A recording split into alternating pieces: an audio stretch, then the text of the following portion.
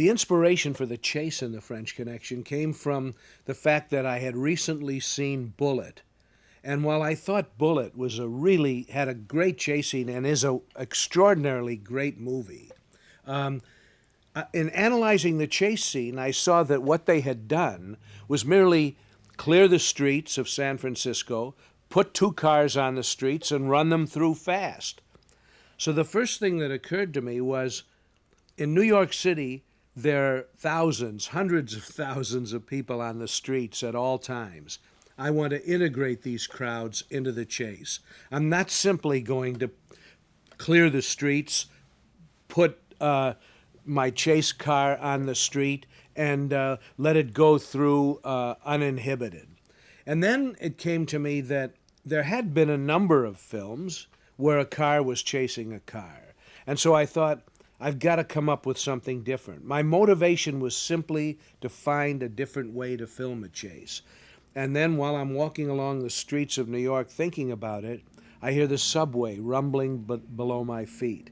And then as I went into Brooklyn, I saw, to my amazement at that time, this is 1970, that there was still an elevated train. I integrated the Coney Island subway elevated train from Bay 26th Street to Bay 50th Street as part of this chase.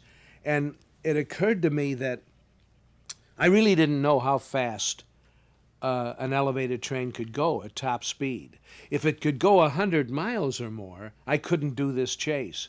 So I went to the head of the transit authority, and the first question I asked him was, how fast can a train go at top speed? And he said, well, we never let it get to top speed. I said, but if you did? He said, well, about 50 miles an hour. And it popped into my mind's eye. I had a chase.